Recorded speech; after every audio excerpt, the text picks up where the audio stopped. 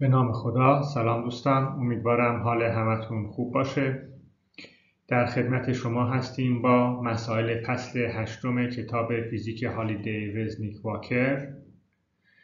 من یوسف پزشکیان هستم از دانشگاه صنعتی سهند. با ما همراه باشید. سوال اولمون سوال شماره 8 هست. صورت سوال رو میخونم. یک گلوله برفی به جرم 1.5 کیلوگرم از بالای پرتگاهی به ارتفاع 12.5 متر پرتاب می شود. سرعت آغازی گلوله 14 متر بر ثانیه تحت راستای 41 درجه بالای افقه.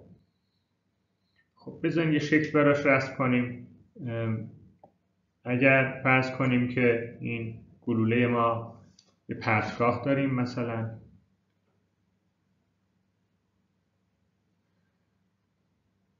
گلوله با زاویه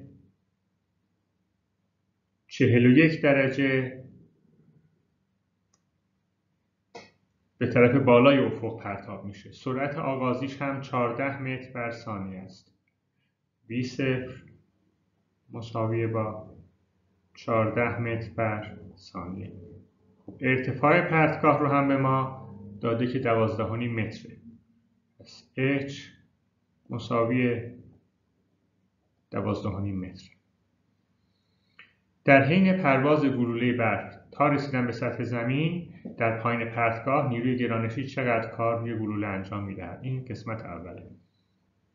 قسمت دوم تغییر انرژی پتانسیل گرانشی دستگاه گلوله برف و زمین در حین پرواز چقدره؟ پس اول گفته چقدر کار انجام داده، بعد گفته چقدر انرژی گرانشی تغییر کرده و در قسمت پ از ما میخواد که اگر انرژی پتانسیل گرانشی را در بالای پرتگاه صفر بگیریم، مقدار آن هنگامی که گلوله برف به زمین میرسد چقدره؟ این رو حساب کنیم. جرم گلوله‌مون رو هم داده. پس جرم هم مساوی با 1/50 کیلوگرم.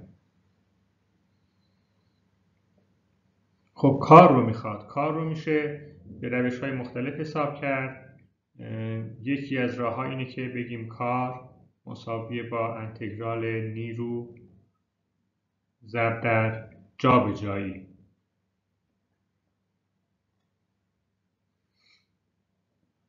جابجایی در راستای نیرو. خب در مسیری که گلوله حالا میره بالا و بعد برمیگرده به پایین، خب این نیرو ضرب در جابجایی رو ما میتونیم حساب کنیم. در واقع ذره به این صورت سقوط میکنه. خب منتها ما فقط مؤلفه دیوایش برای ما مهمه، چون مؤلفه dx در راستای نیرو نیستش. پس نیرومون mg بر منفی j به طرف پایینه. drمون البته یه dxی داره در I به اضافه یه dy داره در j. خب ما قسمت dx در iش رو کنار باید بگذاریم. بنابراین نیرومون مساوی میشه با انتگرال mg dy.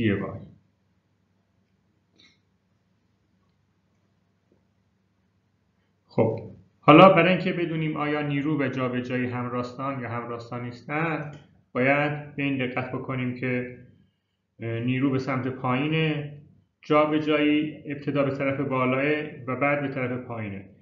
اگر به 3 قسمت تقسیم کنیم ما 3 تا کار داریم. کاری که از نقطه پرتاب تا زمانی که گلوله به ارتفاع اوجش میرسه، این کار منفیه. و بعد کاری که از اونجا انجام میدیم تا برگرده به در واقع سطح پرتاب، این کار مثبته و این دوتا همدیگر رو خنثی میکنن. پس کل کاری که تو این قسمت انجام میشه 0. پس کار باقی مونده میمونه کاری که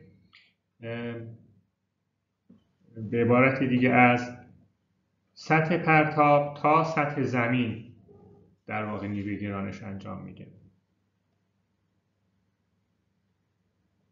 خب این منفیش رو هم میذاریم. منفی mg میاد بیرون، میمونه انتگرال dy.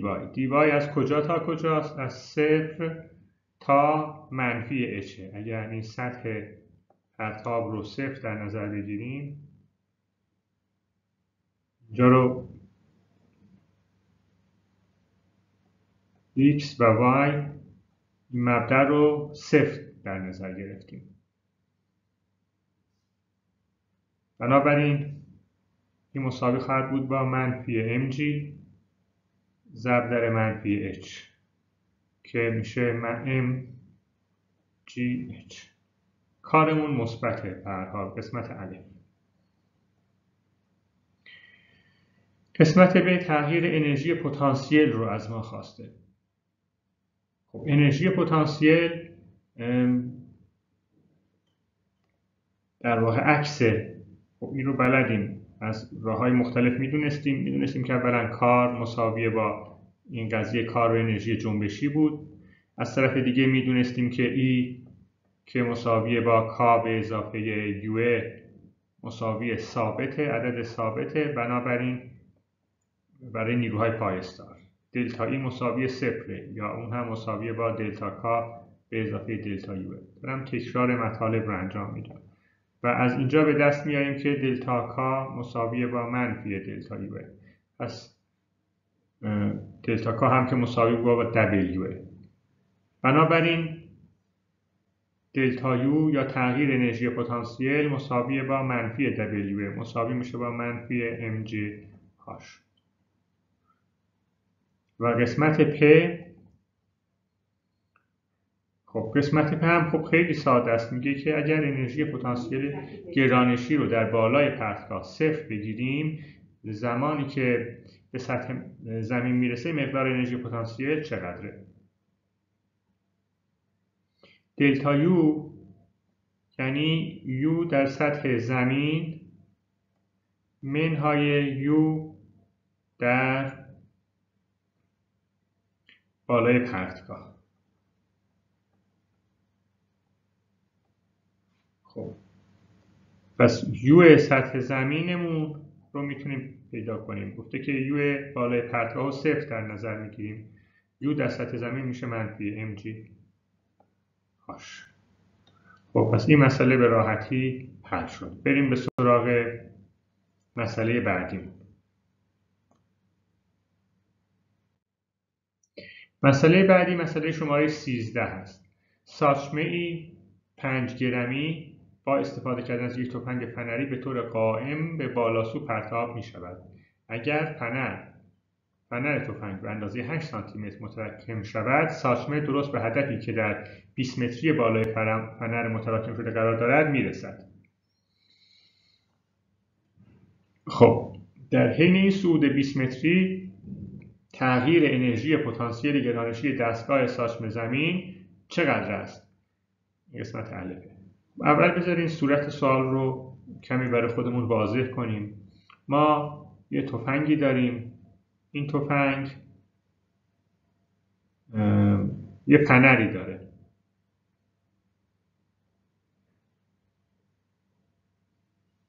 فنر رو این پایین میکشیم.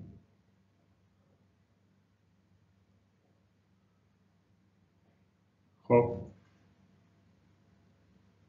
فشرده کردیم. بعد اینجا هم لبه تفنگه که اینجا ساچمه رها میشه به طرف بالا. ساچممون جرمش 5 گرمه. مقدار 8 سانتی متر فنر متراکم شده. تراکم فنره. خب گفته هدف 20 متر بالای فنر متراکم شده قرار داره، یعنی 20 متر بالاتر از اینجا هدفمونه.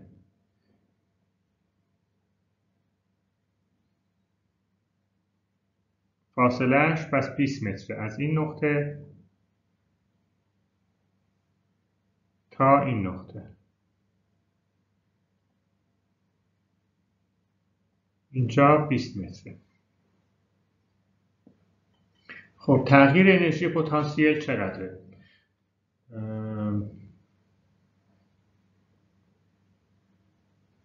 خب تغییر انرژی پتانسیل رو میتونین از راه‌های مختلفی حساب کنین. سادهش اینه که از رابطه کار استفاده کنیم. رابطه کار به ما میگه که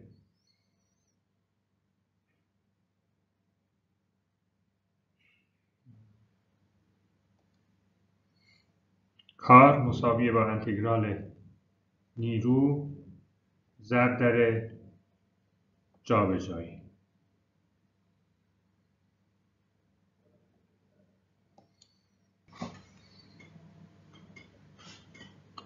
خب این نیرو چه نیرویه؟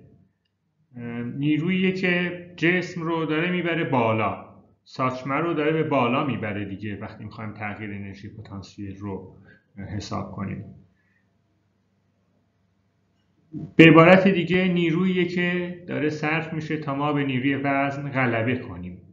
پس ما تغییر انرژی پتانسیل کار نیروی بالا برنده است. خب این در واقع مساوی با منفی کار نیروی وزنه. حالا اگر بتونیم اینجوری صحبت کنیم پس این میشه یه منفی کار وزن رو اگر حساب بکنیم یه منفی mg به طرف پایین داریم در راستای j، بعد یه dy هم در راستای j به طرف بالا داریم. خب منفی mg رو اگر بیاریم بیرون با اون یکی منفی میشه mg انتگرال dy. خب dy از 0 میره تا مثلا 20 متر. پس این میشه m 5 گرم ضرب در g ضرب در 20 متر. خب اگر بخوایم در دستگاه MKS بنویسیم گرم رو باید به کیلوگرم تبدیل کنیم. پس یه دونه 10 به توان منفی 3 هم اضافه میکنیم میشه ژول. این میشه تغییر انرژی پتانسیل. پس جواب قسمت اله میشه اگر 5 رو ضرب در 9 و 8 ضرب در 20 بکنیم میشه 980 ضرب در 10 به توان منفی 3 میشه 0.980 ژول. تغییر انرژی پتانسیل کشسانی فنر چقدر هست در حین پرتاب شدن ساچمه؟ خب ببینید فنر رو وقتی ما فشرده میکنیم انرژی پتانسیلش افزایش پیدا میکنه، درسته؟ پس اگر فنر در حال تعادل باشه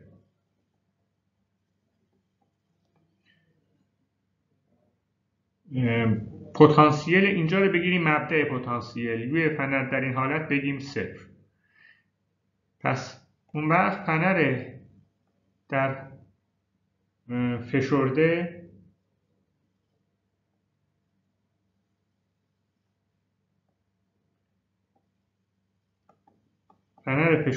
به اندازه x انرژیش میشه 1/2 k x2.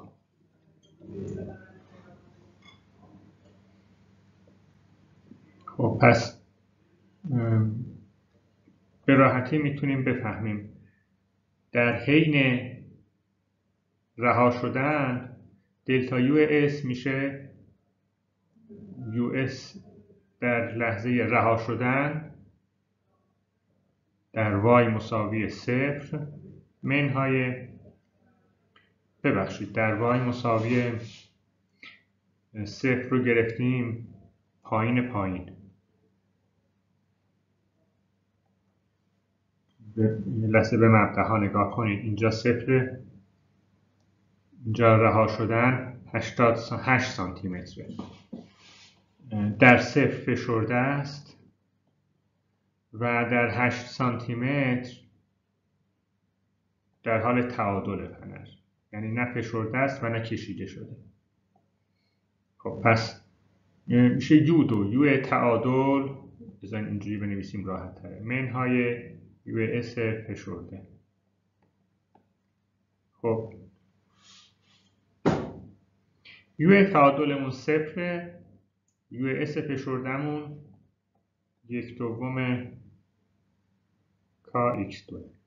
بنابراین فنرمون انرژی پتانسیلش کاهش پیدا میکنه. فشرده بود، انرژی پتانسیل زیاد شده بود. وقتی رها میکنیم و فنر به حالت تعادل میرسه، این انرژی پتانسیل از دست میده اون رو. خب در حین پرتاب شدن ساچمه. پس این رو میتونیم حساب کنیم. خب حالا این چقدره؟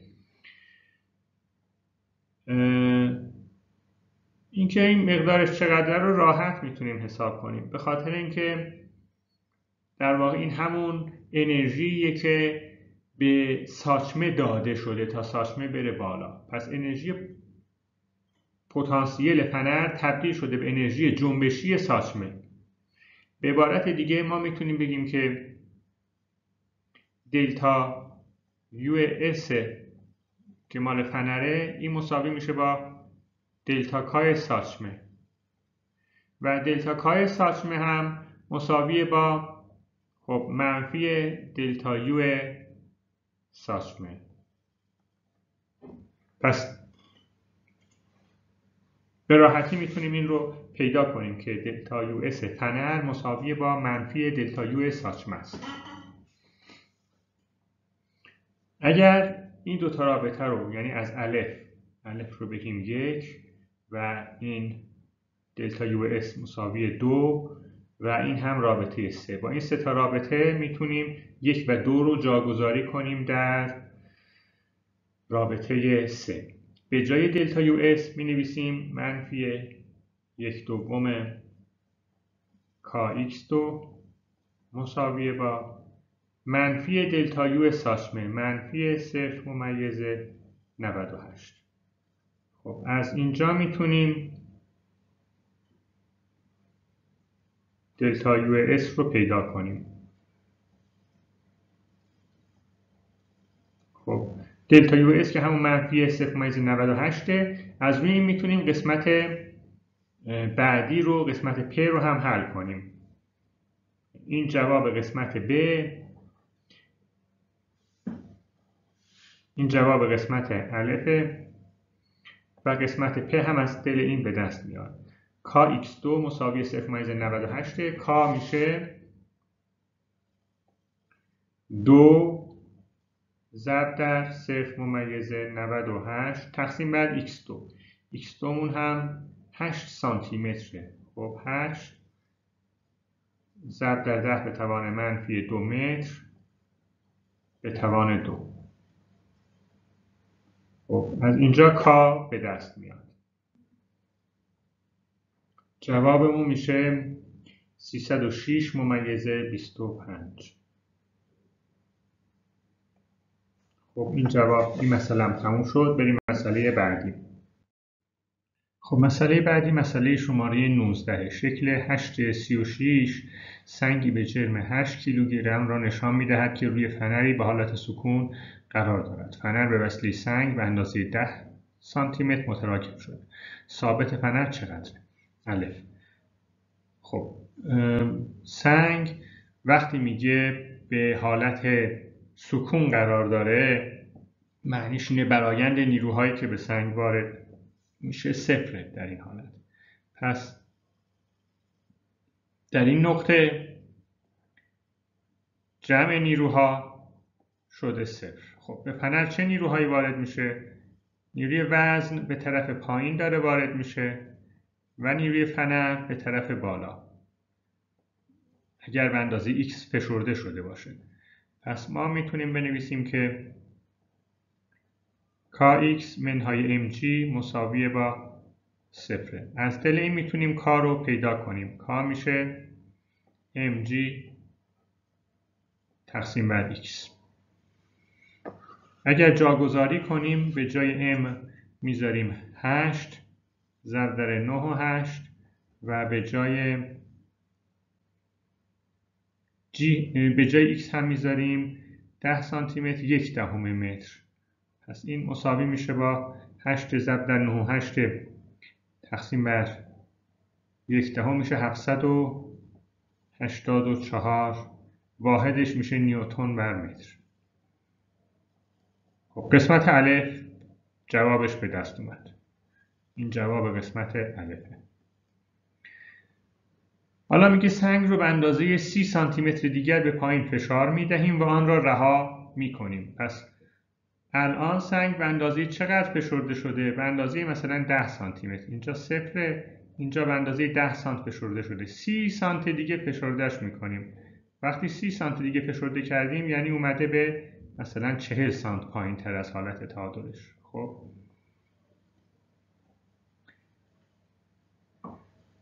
و بعد رها میکنیم. انرژی سوال چیه؟ انرژی پتانسیل کشسانی فنر متراکم درست پیش از رها شدن سنگ چقدره؟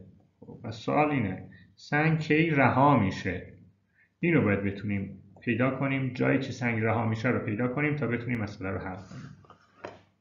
برای اینکه این رو متوجه بشیم باید یه نگاهی به نیروها بندازیم. ببینید در این نقطه F مساوی 0، نقطه‌ای که اینجا داشتیم.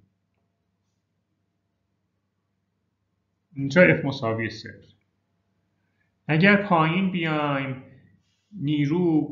نیروی فنر قالب F به طرف بالاه. اگر بالا بریم نیروی وزن قالب F به طرف پایینه. خب تا جایی که F رو به بالا داریم سرعت در حال افزایشه و یک جایی سرعت در واقع از افزایش می ایسته و بعد شروع میکنه به کاهش پیدا کردن. خب لحظه‌ای که اینها میخوان جدا بشن به نظر من یعنی سرعت داره زیاد میشه. اینجا سرعت در F مساوی 0 سرعت ماکسیموم شده. اینجا سرعت بیشینه است و در این سرعت بیشینه است که سنگ از فنر جدا میشه. بعد از این سنگ سرعتش رو به کاهش خواهد گذاشت. بنابراین داره سوال به ما میگه که در این نقطه‌ای که 10 سانت فشرده شده خب انرژی پتانسیل کشسانی فنر متراکم چقدره؟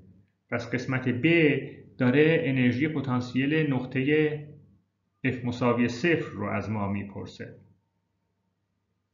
اگر این رو بپذیریم انرژی پتانسیل مساوی با 1/2 kx2. خب کا رو قسمت قبلی پیدا کردیم، جاگذاری میکنیم. 1/2 784. x مون هم که 1/10 بود، 1/10 به توان 2. این رو اگر پیدا کنیم جواب خواهد بود این رو باید تقسیم بر در واقع 200 کنیم. درسته؟ میشه 0.392 ژول. این میشه جواب قسمت ب.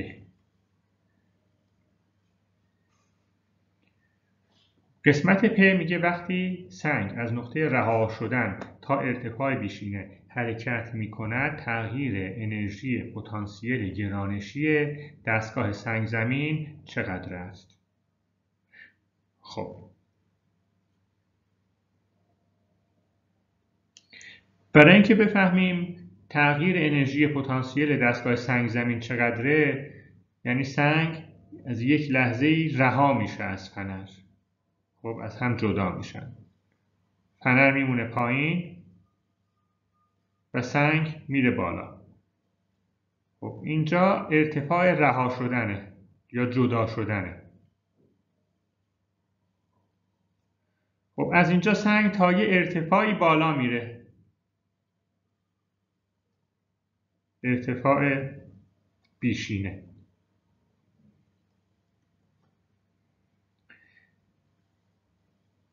چجوری میتونیم بفهمیم که تا کجا بالا رفته؟ خب از روی اینکه در این ارتفاع بیشینه سرعت میشه 0. یعنی اینجا انرژی جنبشی میشه 0.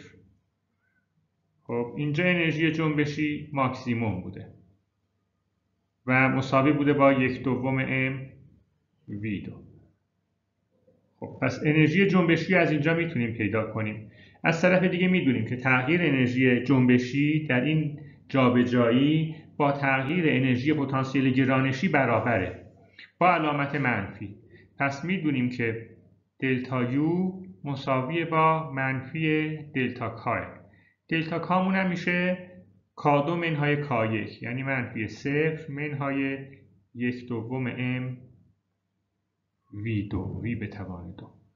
پس دلتا یو رو از اینجا میدونیم، منتها باید بتونیم v رو یا سرعت رو پیدا کنیم. دلتا یو مساوی میشه با 1/2 m v2 که این v همون سرعت بیشینه‌ایه که اینجا بهش اشاره کردیم. می‌نویسم v ماکسیموم. خب این سرعت بیشینه رو از کجا پیدا کنیم؟ سرعت بیشینه رو از اینجا پیدا می‌کنیم که در واقع از روی بقای از اینجایی که انرژی فنر داره تبدیل میشه به انرژی جنبشی. به عبارت دیگه ما باید 2 بار رابطه بین انرژی جنبشی و انرژی پتانسیل رو استفاده کنیم. خب یک بار در واقع انرژی پتانسیل فنر تبدیل میشه به انرژی جنبشی سنگ و یک بار دیگه انرژی جنبشی سنگ تبدیل میشه به انرژی پتانسیل گرانشی. پس این دلتا یو گرانشیه که برای نیمه دوم راه نوشتیم. در نیمه اول راه چه اتفاقی میفته؟ دلتا کامون مساوی شده با منفی دلتا یو فنر. خب پس این مال گرانشه، این یکی مال فنره. خب دلتا یو فنرمون رو از کجا پیدا میکنیم؟ خب یو دومون در واقع مال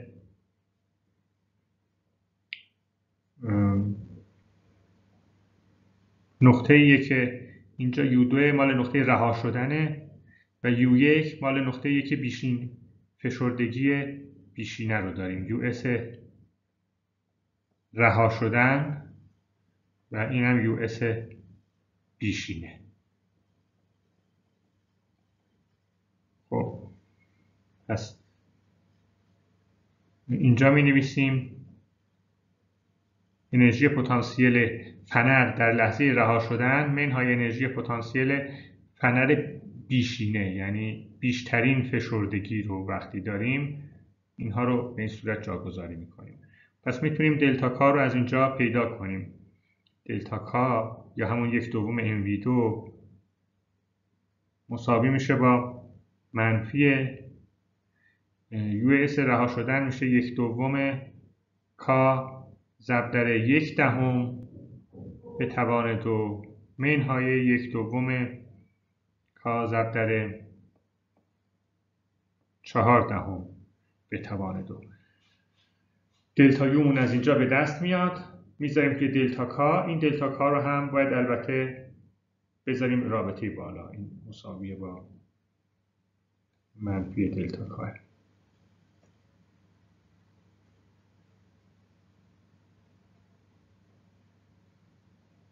خب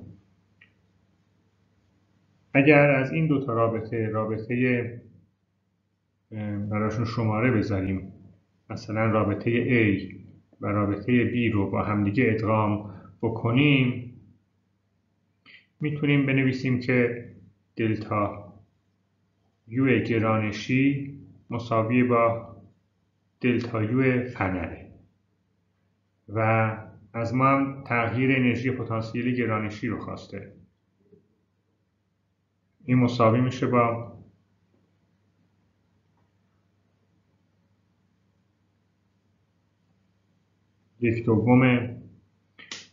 از 1/2 کا فاکتور میگیریم. کامون بود 784، بعد این یکی میشه 4/10 به توان 2 منهای 1/10 به توان 2. این مساوی خواهد بود با 58 - 8 جول.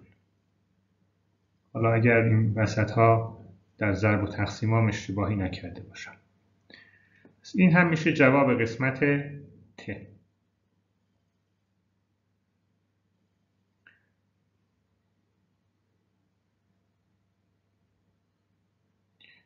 ببینید یه نکته ریز وجود داره، اینو اینجا میگم که متوجه بشیم که با علامت ها بازی نه. دلتا یو جیمون منفی دلتا یو اس. به عبارت دیگه انرژی فنرمون داره کاهش پیدا میکنه. وقتی فشرده بود انرژی پتانسیل گرانشیش زیاد بود و وقتی باز میشه انرژی پتانسیل گرانشیش کم میشه. پس در فرایند از حرکت از 40 سانت به 10 سانت انرژی پتانسیل فنر کاهش پیدا کرده، ولی انرژی پتانسیل گرانشی سنگ افزایش پیدا خواهد کرد، به خاطر اینکه در ابتدا پایین بوده بعد رفته بالا، فاصله که زیاد شده انرژی پتانسیل گرانشی افزایش پیدا میکنه، دلتا وایش زیاد میشه. خب چرا این اتفاق میفته؟ در واقع تو روابطمون چرا ما ممکنه دچار اشتباه بشیم؟ به خاطر اینکه V2 یا دلتا کا در دوتا مسیر با همدیگه یه جور تعریف نمیشن. توی یکی دلتا کا در مسیر رو اگر شما به چند قسمت تقسیم کنیم، یعنی این مسیرمون رو ما تقسیم میکنیم به قسمت اول و قسمت دوم جایی که تا ارتفاع بیشینه میره. خب یا بذارین توی همین شکل پایین، اینجا ارتفاع بیشینمونه، اینجا لحظه رها شدنمونه و اینجا فنر فشرده است. خب تو این ناحیه دلتا کا داره زیاد میشه، تو این ناحیه دلتا کا داره کم میشه، انرژی جنبشی کم میشه. به عبارت دیگه علامت دلتا کاها توی دوتا مسیر 1 و 2 با هم متفاوتند.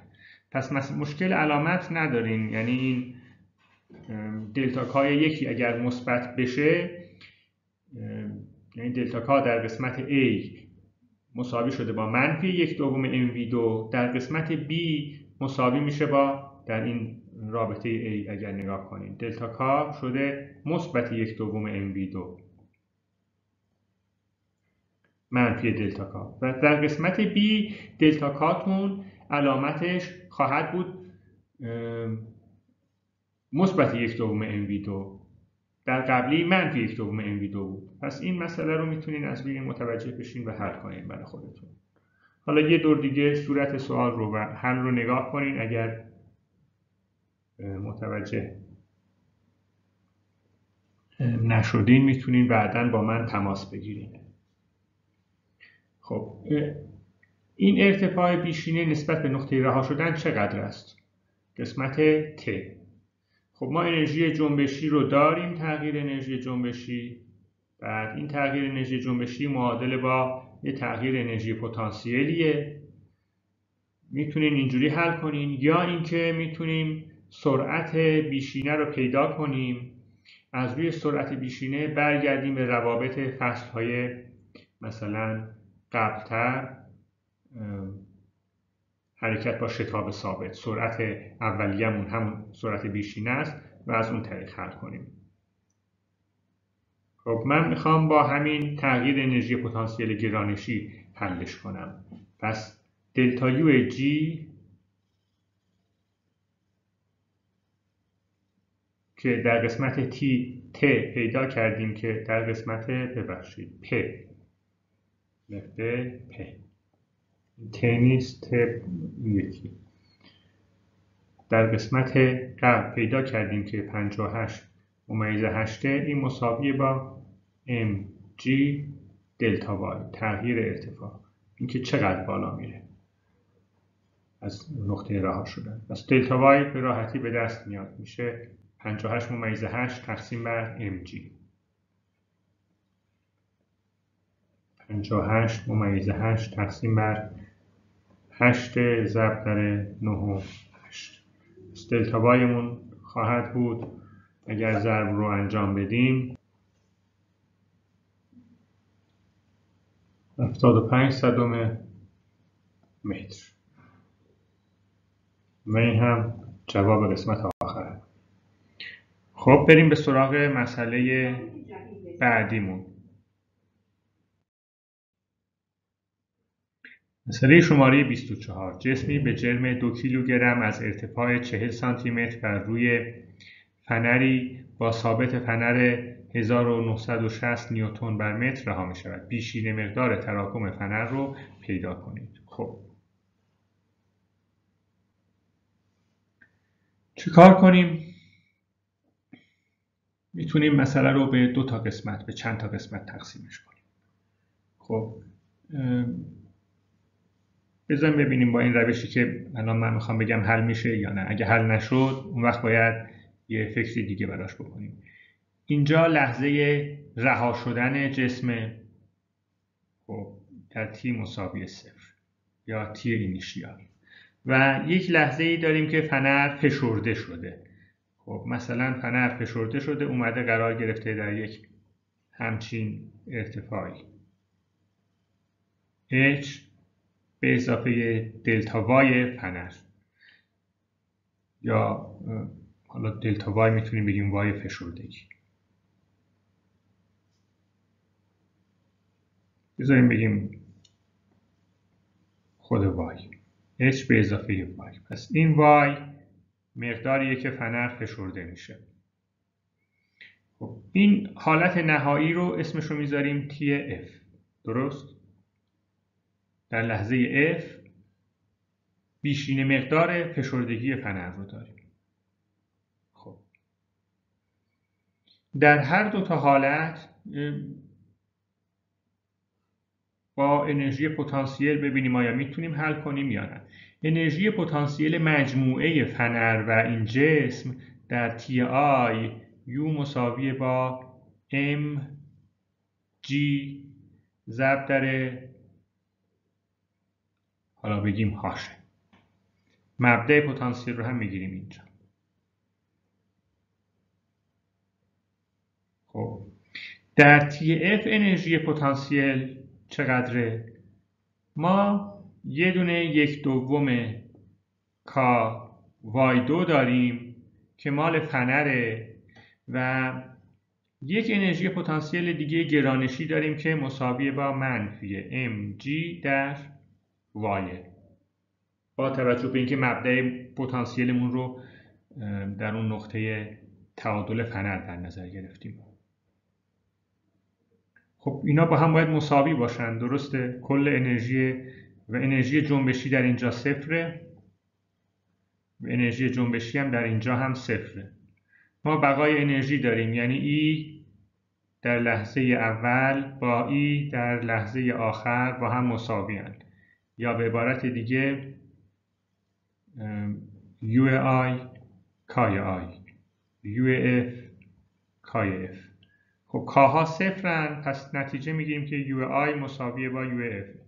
خب اینو جاگذاری میکنیم ام جی در هاش مساویه با 1/2 کا وای 2 منهای ام جی در وای. خب اعداد رو میذاریم سر جاش. 2 کیلوگرم ضرب در 40 سانتی متر 4 متر ضرب در جی 9.8 مساویه با 1/2 کامون 1960 نیوتن بر متر. وایمون رو نمیدونیم، وای 2 منهای اممون دوباره 2 کیلوگرم ضرب در 9.8 ضرب در وای. خب یه معادله درجه 2 که باید حلش کنیم. خب رابطه رو اگر ضرب و تقسیماش رو انجام بدیم این میشه 7/84 مساویه با 1960 تقسیم بر 2 میشه 980 وای 2 منهای 2 ضرب در 9.8 هم میشه 19.6 19/6 در وای. خب رابطه رو یک بار دیگه این بالا می نویسم، مرتبش میکنم. 980 y2 منهای 19 و 6 y منهای 7.84 مساوی 0. y میشه منهای b به اضافه منهای رادیکال دلتا، دلتا میشه b2 منهای 4 ac. 4 ضرب در 980 ضرب در منفی 7.84 این میره داخل رادیکال تقسیم بر 2a. 2 ضرب در 980. بقیه‌اش ضرب و تقسیمه، ببینیم چی میشه.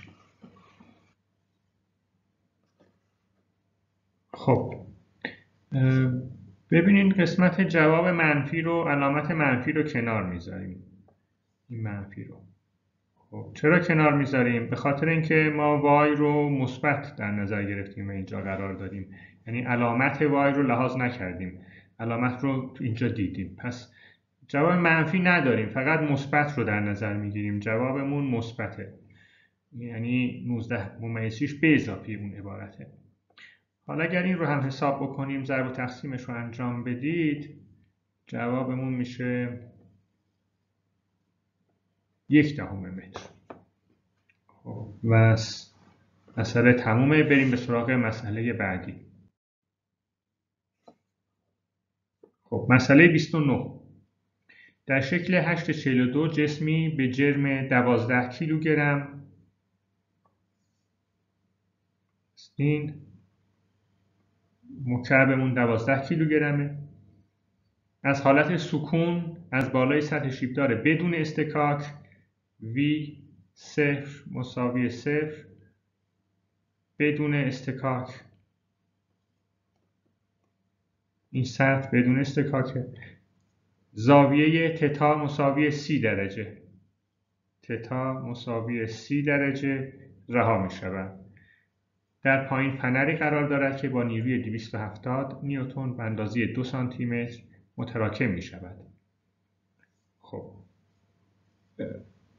به اینجا دقت کنید، میگه اگر 270 نیوتن وارد کنیم 2 سانتی متر متراکم می شود، یعنی داره کار رو به ما میده. به عبارت دیگه کار رو، ثابت فنر رو نداده، ولی گفته که با چه نیرویی چقدر متراکم میشه. شما میتونین کار رو پیدا کنید. پس F مساوی با KX. خب اگر F 270 نیوتن باشه، K ضرب در 2 سانتی متر، 2 ضرب در 10 به توان منفی 2 متر. خب پس قسمت B داره، این قسمت داره کار رو میگه. جسم پس از رها شدن و برخورد به فنر و متراکم کردن آن به اندازه 5.5 سانتی متر، متراکم کردن به اندازه 5.5 سانتی متر. پس لحظه توقف جسم بعد از فشرده شدن x میزان فشردگی فنر مساوی با 5.5 سانتی متر، سرعت جسم در اون لحظه یک لحظه میشه 0.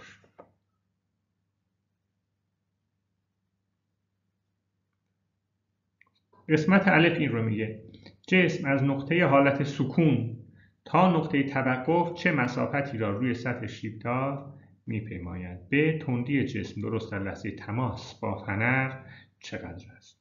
خب ما 2 تا انرژی پتانسیل داریم و انرژی جنبشیمون هم که جداست، یعنی هم انرژی پتانسیل گرانشی رو باید در نظر بگیریم و هم انرژی پتانسیل جنبشی رو. مثلا اون رو باید به چند قسمت تقسیم کنیم، به 3 قسمت. 1 لحظه رها شدن، 2 لحظه برخورد با فنر و 3 لحظه توقف لحظه‌ای. پس 3 تا ناحیه رو از هم جدا کردیم. در لحظه رها شدن،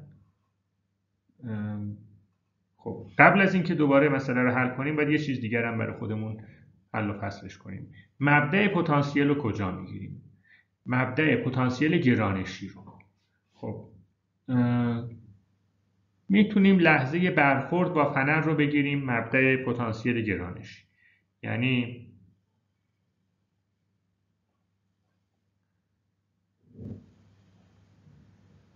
باز این اختیار با ماست. اینجا رو میگیریم پتانسیل گرانشیمون.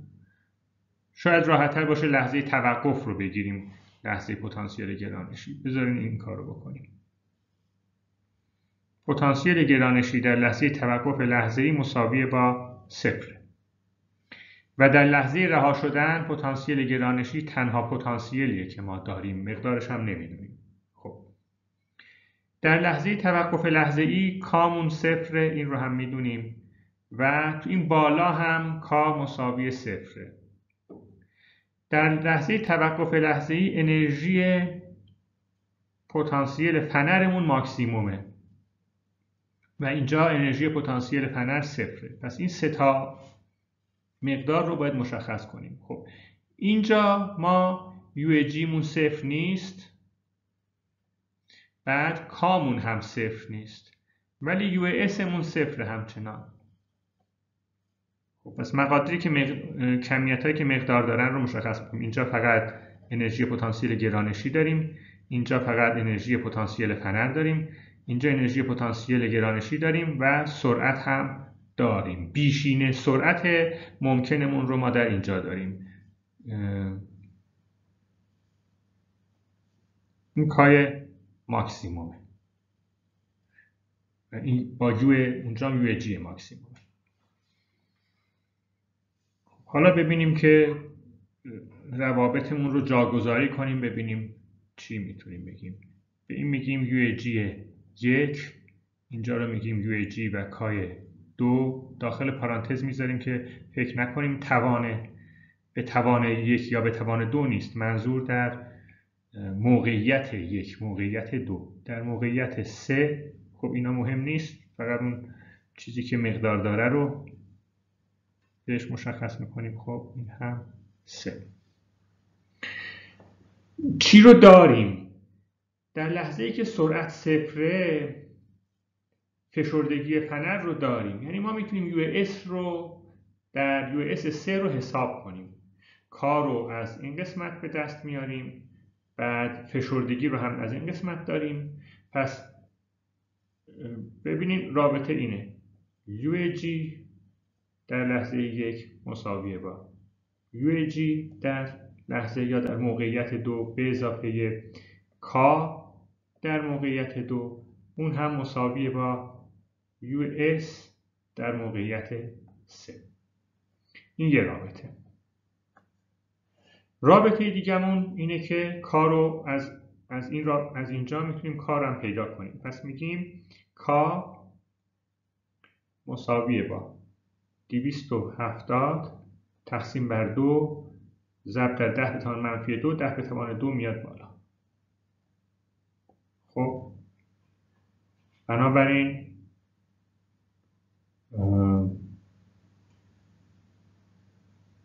کامون چقدر میشه؟ 270 تقسیم بر 2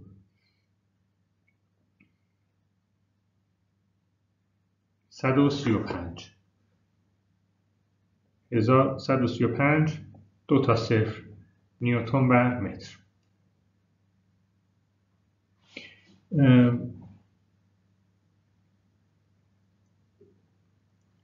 از روی کا میتونیم یو اس 3 رو حساب کنیم. یو اس 3 مساویه با، به اینم اگر دقت بکنیم که فشردگیمون 5.5 سانتی متره، از این هم استفاده کنیم. یو اس 3 میشه 1/2 کا ایکس 2، درسته؟ این مساوی میشه با 1/2 13500 ضرب در 5.5 سانتی متر. 5.5 ضرب در 10 به توان منفی 2 به توان 2. خب این رو هم میتونیم حساب کنیم. این میشه 10 به توان منفی 4. 10 به توان منفی 4 باعث میشه که این میشه 1/35. بقیه مقادیر رو هم پیدا کنیم. خب میشه 20/35 حالا اگر تا 2 رقم اعشار نگه داریم ارقاممون رو میشه 20 ممیزه 42 ژول. خب این شد US. از روی US ما میتونیم UG رو پیدا کنیم حالا. درست؟ پس US مساویه با UG. UG 1 مساویه با US 3 و اون هم مساویه با 20 ممیزه 42. خب. از طرف دیگه UG رو از روی رابطه‌اش هم میتونیم پیدا کنیم. انرژی پتانسیل گرانی نشی مساویه با mg ضرب در y. خب y رو برای اینکه پیدا کنیم باید دقت کنیم. ما یه مثلثی داریم. خب این yشه. اینجا 30 درجه است. ما میتونیم y رو پیدا کنیم.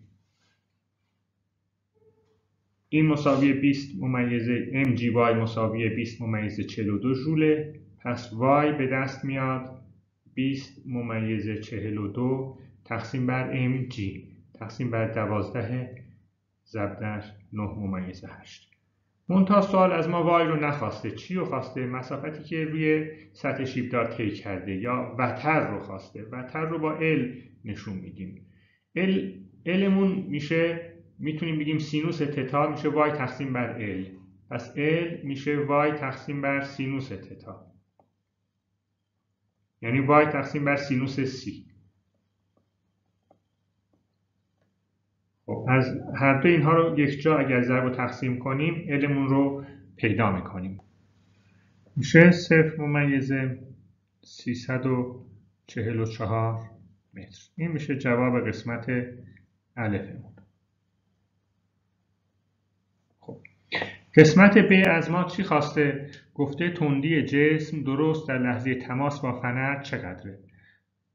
در لحظه تماس با فنر هم میتونیم تندی رو پیدا کنیم. قسمت ب رو با یه رنگ دیگه می نویسم که بتونیم با اینها تفکیکش کنیم. در لحظه تماس با فنر UG 2 به اضافه K 2 مساویه با US 3. مقدارش رو داریم US 3 رو.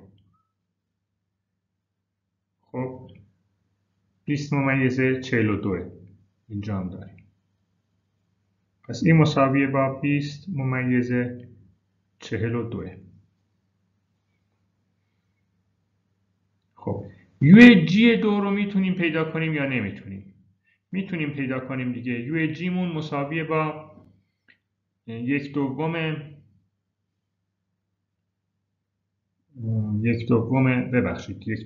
مساویه با mg y2 mg y2. خب y2 رو از کجا پیدا میکنیم؟ از دوباره یه مثلث داریم. خب این مثلث رو مثل همین مثلثی که اینجا داشتیم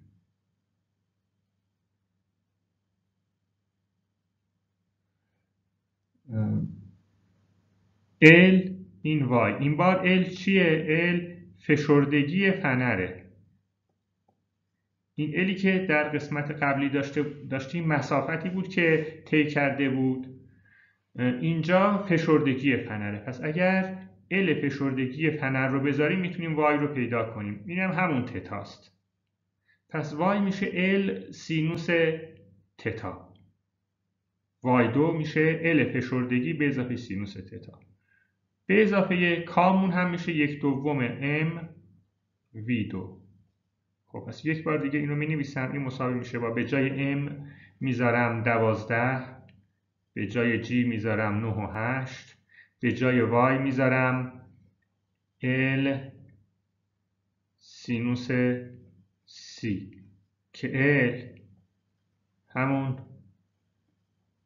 فشردگی فنره. فشردگی فنر رو هم اینجا داشتیم، همین 5.5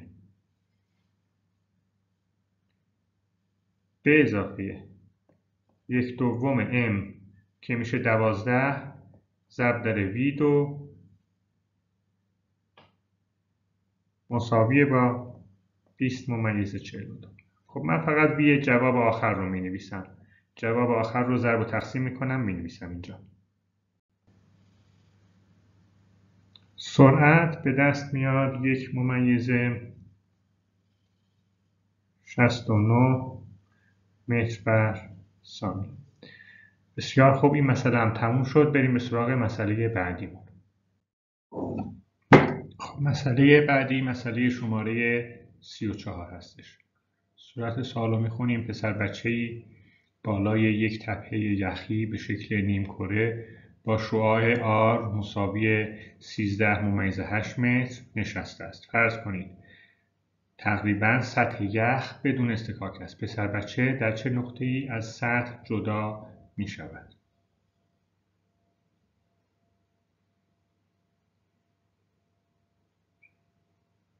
از بالای تپه شروع میکنه به در واقع سر خوردن و میاد پایین. پس در لحظه اول این بالا قرار داره.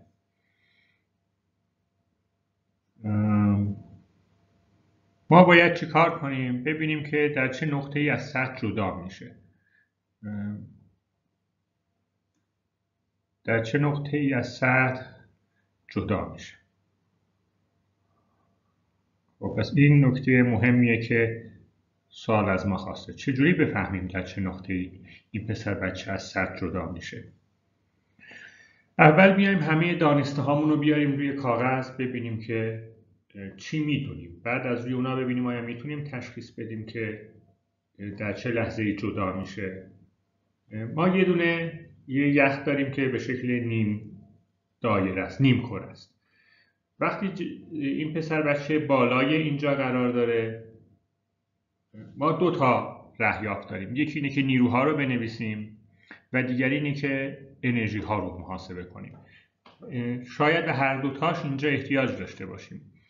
وقتی که این بالاست، چه نیروهایی به پسر بچه وارد میشه؟ یه نیروی وزنه که به طرف پایینه و یه نیروی عمودی سطحه که به طرف بالا N و mg. و سرعتش چقدره؟ سرعتش صفره در این حالت. ارتفاعش چقدره؟ ارتفاعش همون آره.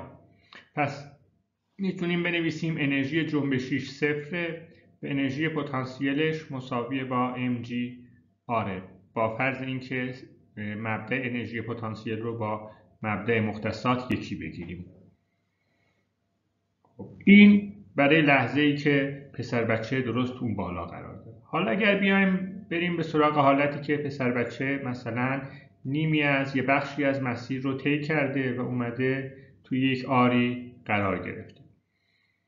خب در این حالت انرژی جنبشی داره 100 البته که این مساویه با 1/2 m v2. علاوه بر انرژی جنبشی انرژی پتانسیل هم داره. اگر مثلا به اندازه تتا بیاد، این فاصله میشه y و اینجا هم r. خب انرژی پتانسیلش mgy که اونم مساویه با mg r سینوس تتا. خب انرژی پتانسیل رو نوشتیم، انرژی جنبشیش رو نوشتیم. خب نیروهایی که بهش وارد میشه چیه؟ بذارید نیروها رو هم بنویسیم. یه دونه نیروی وزن داره بهش وارد میشه که به طرف پایینه و یه نیروی عمودی سطح که به طرف بیرونه. دیگه چی؟ به نظر میاد نیروی دیگه‌ای بهش وارد نمیشه. درست؟ خب اگر قرار باشه پسر بچه از سطح جدا بشه چه اتفاقی میفته؟ نکته اینه تا وقتی که پسر بچه روی سطحه، یعنی سطح داره به پسر بچه نیرو وارد میکنه، در لحظه جدا شدن، پس کلید حل مسئله اینجاست. در لحظه جدا شدن پسر بچه از سطح چه اتفاقی میفته؟ نیروی عمودی سطح میشه صفر. یعنی نیروی عمودی سطحی دیگه نباید وجود داشته باشه.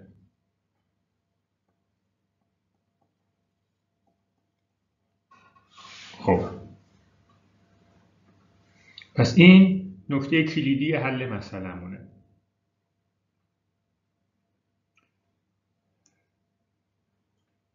اگر نیروی عمودی سطح بشه صفر یعنی فقط mg وجود داره. پس ما به دنبال حالتی هستیم که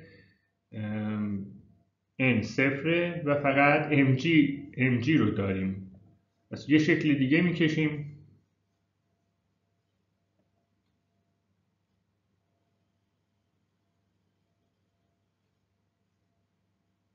که در این شکل پسر بچه از سطح داره جدا میشه و تنها نیرویی که داره بهش وارد میشه mg و nش شده صفر. حالا بخوایم اگر جدا شدنش رو نشون بدیم، بزنیم این تیکه رو یه ذره مثلا با فاصله بکشیم. خب درست یک لحظه بعد از اون دیگه mg nی وجود نداره، n شده صفر. خب تا وقتی که این یه بخشی از اطلاعاتمونه. یه نکته دیگه هم داریم. نکته بعدیمون چیه؟ تا وقتی که پسر بچه داره روی این سطح حرکت میکنه، حرکت دایرویه. وقتی حرکت دایرویه معنیش اینه شتاب جانب مرکز داریم. آی جانب مرکزمون مساوی با V2 تقسیم بر آره. خب اینو میتونیم حساب بکنیم. حالا اگر این رو هم در نظر بگیریم، این مساوی یک نیروی جانب مرکزه، نیرویی که به طرف مرکزه. در لحظه اول که سرعت صفره، شتاب جانب مرکزمون صفره توی این لحظه اول، به خاطر اینکه این هم مساوی با mg چون f جانب مرکز صفر. اما در یه لحظه میانی که هنوز n صفر نشده، شتاب جانب مرکز رو چجوری باید حساب کنیم؟ باید mg رو تجزیه کنیم به مؤلفه هاش. بذارین این رو تجزیه کنیم. این خط در واقع آرمونه، این mg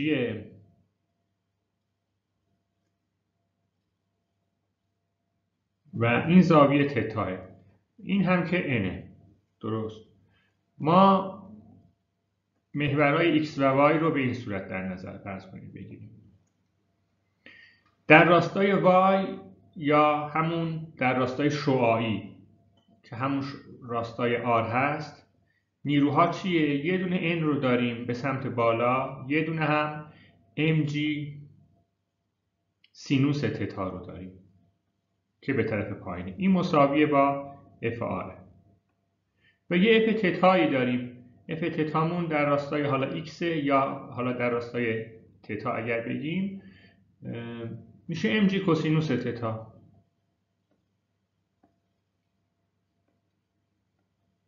ما با f تتا کار نداریم، با f r فعلا کار داریم. f rمون به ما یه آی آری میده، یه شعاعی در راست، یک شتابی در راستای شعاع میده که این مساویه با m v2 تقسیم بر آره. حالا اینجا آر رو باید بزرگ البته بذاریم چون آر رو با بزرگ نشون داده، پس این همین آره اولی رو بزرگ میکنیم و همین یکی رو بزرگ میکنیم.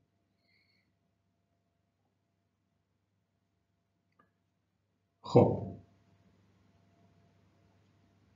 و در لحظه جدا شدن اینی وجود نداره، پس f r یعنی در این حالت فقط mgه. پس بذارید علامت ها رو هم درست کنیم به خاطر اینکه نیروی جانب مرکز به طرف مرکزه و اگر ما جهت مرکز رو مثبت بگیریم mg سینوس تتا رو باید مثبت بگیریم. خب یعنی mg سینوس تتا منهای n، جهت رو به این صورت باید بگیریم، یا اینکه باید بنویسیم منفی mv2 رو. حالا اونش دیگه خیلی مطرح نیست. پس ما n رو میذارم صفر، می نویسم mg سینوس تتا اندازه نیرو رو می نویسم مساویه با M آی آره مساوی با M V2 آرومه. خب این M ها رو میتونیم بزنیم. پس یه رابطه ای داریم که در واقع تت‌های جدا شدن رو میتونیم از اینجا به دست بیاریم. اینجایی که داره جدا میشه میتونیم بنویسیم سینوس تتا مساوی با V2 تقسیم بر R G. خب ما توی این رابطه دو تا مجهول داریم. مجهولامون چیه؟ یکیش تتایه که میخوایم تتا رو پیدا کنیم. خب وی رو هم نمیدونیم. پس ما یه معادله داریم دو تا مجهول. به یه معادله دیگه هم احتیاج داریم. خب معادله دوم رو بیایم بریم به سراغ انرژی ها. ببینیم اگر رابطه انرژی ها رو بنویسیم میتونیم رابطه رو پیدا کنیم، معادله دوم رو پیدا کنیم. میایم میگیم که تو این حالت اول گفته بودیم که K مساوی 0 U مساوی mgr. توی وقتی مثلا به اندازه تتا جلو رفته باشه ما میتونیم K رو بنویسیم K و U همین چیزی که اینجا هست رو برای هر دوتا میتونیم داشته باشیم. برای لحظه جدا شدن هم میتونیم داشته باشیم. هم برای این شکل هم برای این شکل. خب اینا رو مساوی هم قرار میدیم. یعنی این U1 رو مساوی قرار میدیم با K2 به اضافه U2. اگر بنویسیم U1 مساوی با K2 به اضافه U2 ما یک رابطه دیگه خواهیم داشت که توش هم تتا وجود داره و هم سرعت. خب U1 مون چیه؟ U1 مون مساوی با mg آره و U2 مون رو هم به این صورت می نویسیم mgr سینوس تتا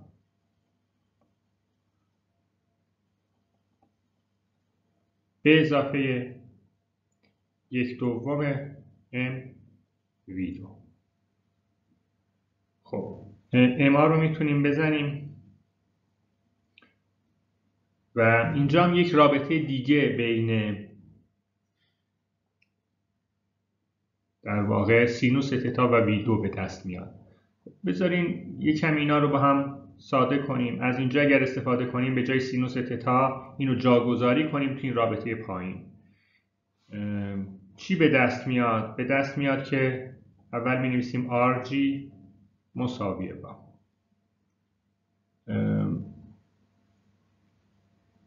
RG سینوس تتا. سینوس تتا رو می نویسیم V2 تقسیم بر RG به اضافه 1/2 V2. خب این RG با این RG میره. V2 به اضافه 1/2 V2 میشه 3/2 V2. از اینجا میتونیم V رو پیدا کنیم. ما اشتباه کردیم. میتونستیم از همون اول V2 رو جاگذاری کنیم تا سینوس تتا به دست بیاد.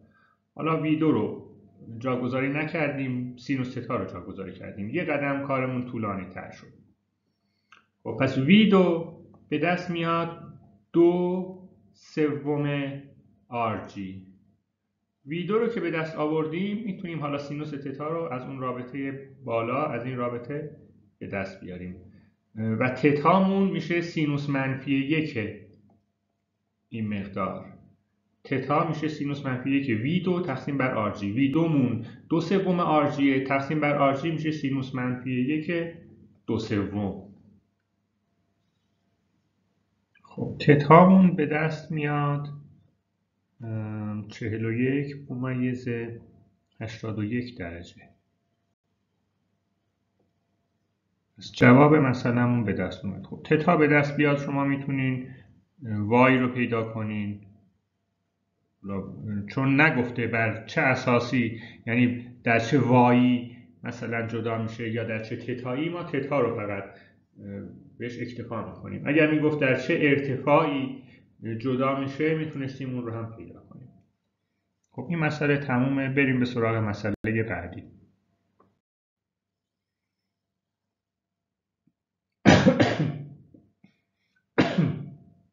مسئله 40.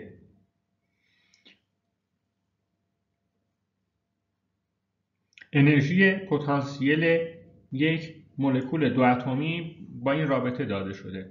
R فاصله بین دو اتم مولکول و A و B مقادیری ثابت و مثبتند. این انرژی پتانسیل به نیروی وابسته است که دو اتم را به هم پیوند می‌دهند.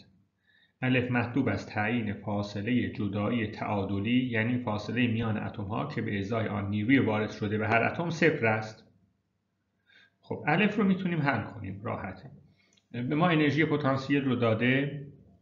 خب دو تا اتم داریم، دو تا مولکول داریم. اتمی داریم که دو تا مولکول داره. حالا یکیشو تو پر، یکیشو تو خالی نشون میدیم. اینها به هم البته نیروی وارد میکنن F و این نیرو چون پایستاره با انرژی پتانسیلی رابطه ای داره، یعنی رابطه کار و انرژی رو میتونیم بنویسیم مثلا، یا اینکه از رابطه کار و انرژی در واقع رابطه اینه که کار مساوی با انتگرال نیرو ضرب در حالا DR، این مساوی با منفی انرژی پتانسیل، منفی تغییرات انرژی پتانسیل جنبشی. خب منتها برعکسش هم میتونیم، مسیر برعکس رو هم میتونیم بریم. همونطوری که از نیرو انتگرال بگیریم پتانسیل به دست میاد، اگر از پتانسیل مشتق بگیریم نیرو به دست میاد. پس نیرو اگر انرژی پتانسیل رو داشته باشیم، مشتق انرژی پتانسیل نسبت به حالا جابجایی یا مکان خواهد بود. حالا یک بعدیه، البته دیگه ما با مسئله های یک بعدی سر و کار داریم فعلا. پس میتونیم نیرو رو پیدا کنیم. فاصله جدایی تعادل، فاصله که نیروی وارد شده به هر اتم صفر است. خب اولین قدم اینه که نیرو رو پیدا کنیم. خب اول یو رو بنویسیم. یو مساوی با آ تقسیم بر آر به توان 12 منهای بی تقسیم بر آر به توان 6. اینو یه ذره ساده تر می نویسم آ آر به توان منفی 12 منهای بی آر به توان منفی 6. افمون رو میتونیم به دست بیاریم. میشه منفی 12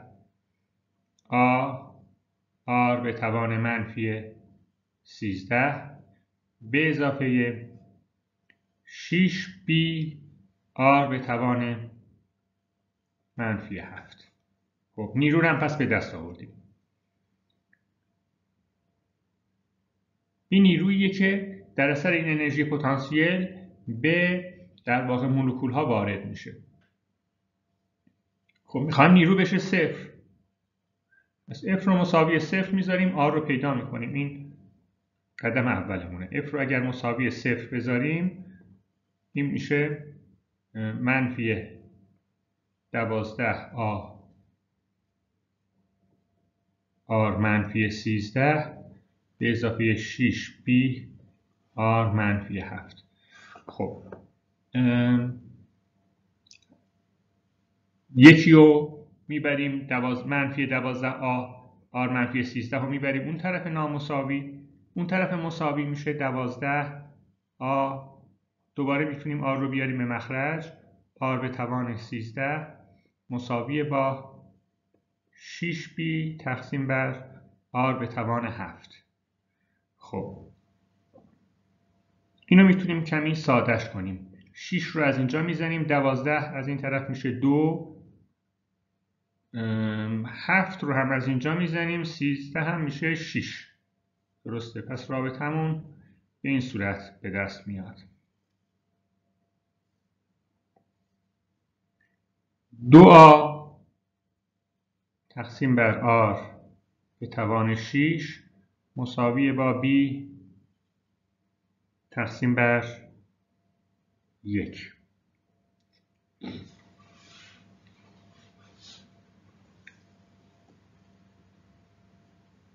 خب R رو میخوایم پیدا کنیم، فاصله تعادلی. این رو میگیم R تعادل. خب پس از اینجا به دست میاریم که R تعادل به توان 6 مساوی با 2 تا A تقسیم بر B. پس R تعادل میشه 2 تا A تقسیم بر B به توان 1/6. خب اگر فاصله میان اتم ها کمتر یا بیشتر از فاصله جدایی تعادل بشه، آیا نیرو دافع است یا جاذبه؟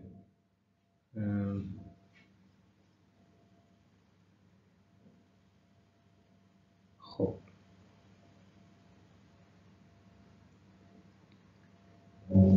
برای اینکه بفهمیم نیرو دافع است یا جاذبه، باید ببینیم نیرو مثبت یا منفی. خب این رو میتونیم این آری که به دست آوردیم رو در رابطه نیرو قرار بدیم، ببینیم نیرومون مثبت میشه یا منفی. منتها مسئله اینقدر پیچیده نیست. ببینید اگر ما یعنی بدون حل کردن هم میتونیم جواب رو بگیم. اگر من این مولکول این اتم مثلا اسمش رو بذارم S و این یکی رو بذارم اتم T، اگر اتم S رو نزدیک بکنیم به اتم T از یک طرف، یعنی این فاصله کم شده و یه فاصله دیگه زیاد شده. خب این جایی که فاصله کم شده اینا به هم نیروی دافعه وارد میکنن، چون میخواد این اتم رو برگردونه به سر جای اولش. و این جایی که فاصله زیاد شده جاذبه است. پس یه جایی جاذبه داریم، یه جای دیگه دافعه داریم. بنابراین میخواد سیستم رو دوباره برگردونه به حالت تعادلش. نیروها تلاش میکنن که این اتفاق بیفته. بنابراین نیاز نیستش که دیگه بقیه رو حل بکنیم. از روی همین میتونیم متوجه جواب بشیم. بریم به سراغ مسئله بعدی.